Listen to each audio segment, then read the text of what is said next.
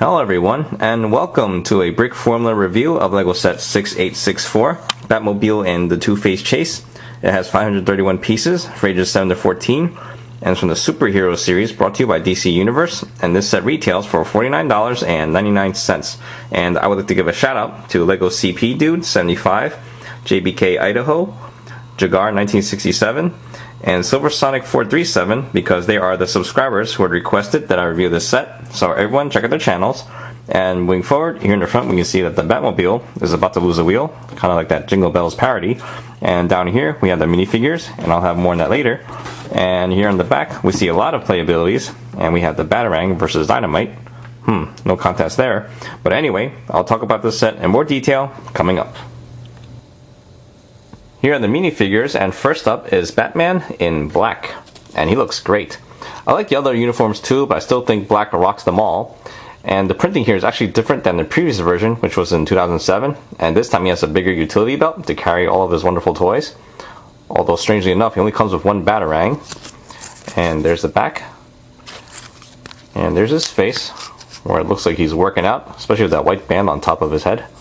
And here's his alternate face, which is the expression he would have if you're a single hot female.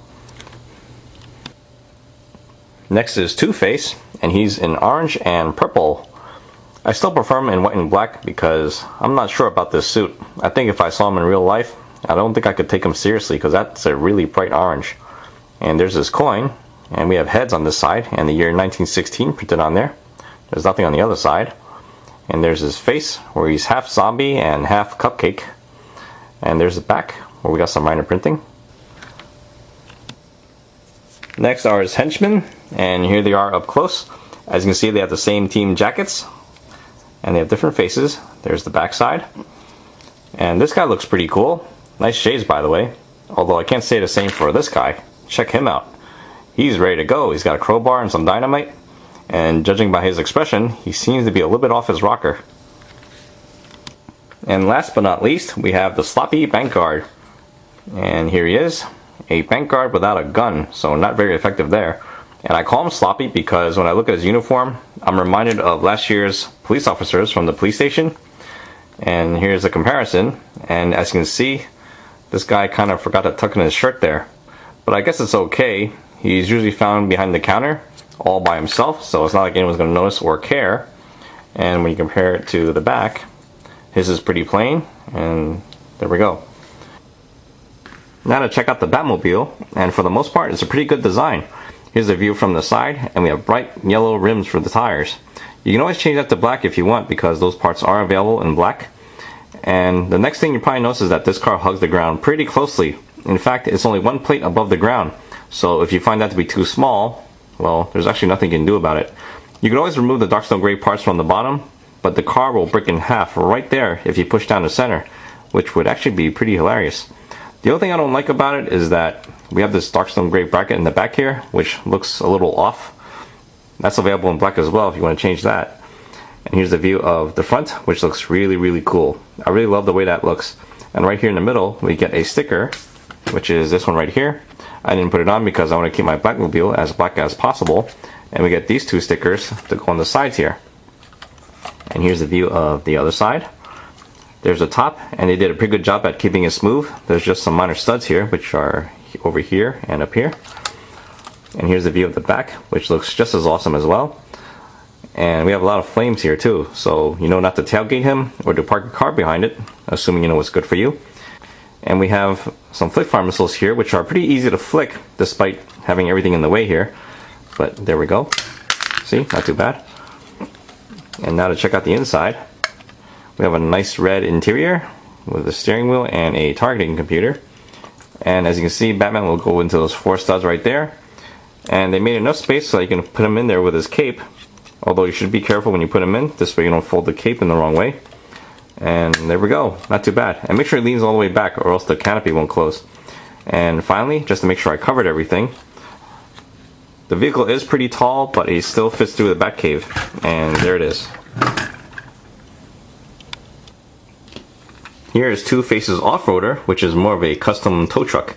And as you can see, it's pretty well armed for a bank heist. Here's a view from the side, and right here we get a machine gun, which can go down like this, and it can provide cover fire for a full 180 degrees. So it's definitely going to keep those nasty cops away. And here's a view of the back, and this is where we have the crane.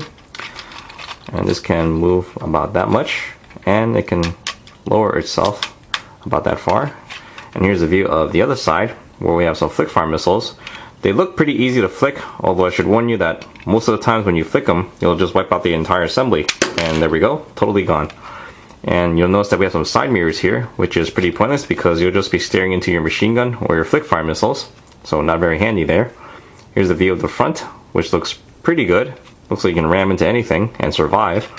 And over here we get a sticker, and if you look carefully, a lot of these stickers have bullet holes on there, so I'm kind of wondering who's been shooting at them. The Batmobile doesn't have any machine guns, so I guess those minions have been shooting at themselves. Clumsy people.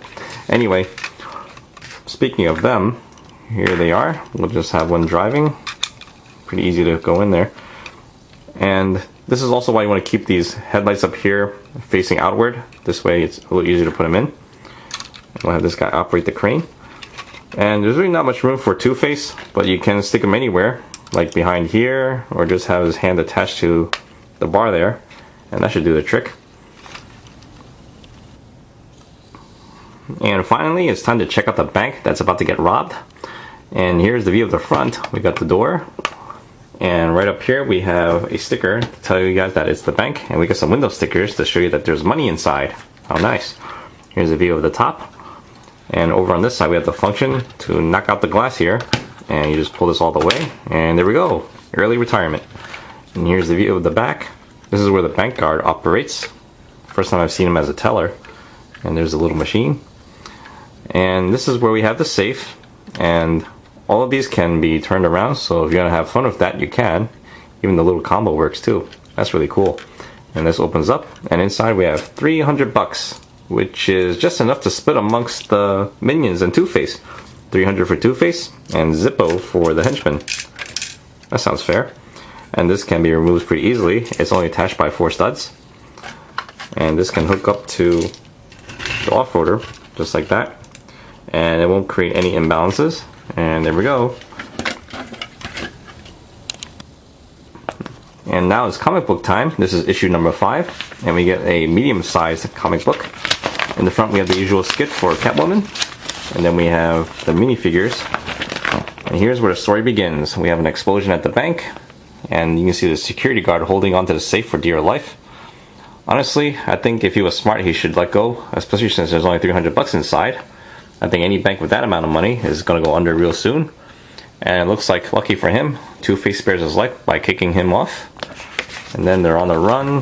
Batman shows up, cuts him off, fires some missiles, and there we go, end of story.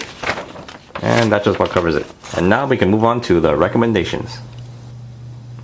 Overall, this is an extremely good set, and I definitely recommend getting it. When it comes to the value, we have about 9.4 cents a piece, which is really, really good for a licensed set. And when it comes to the parts, we're getting about $57 to $75 worth of parts here, not including the minifigures. Batman just by himself is worth about $12. The minions are like $6 to $7 each. The guard is $5, and Two-Face just by himself is 15 bucks. So clearly, the value is really, really good of this set, especially since it retails for $50. And when it comes to play value, it's pretty good too. First, we have the bank, which is pretty easy to rob, and that by itself comes with some pretty nice playability. We got the safe that can open up with 300 bucks inside. We got the bank guard behind the teller, and that exploding function for the glass panel. And we have the Batmobile with flick fire missiles, and that looks really cool just by itself. And Two-Face's off-roader is just packed with functions. So really, you can't go wrong with this set. So in the end, I think you'll like it, and I definitely recommend getting it. And that sums up my review.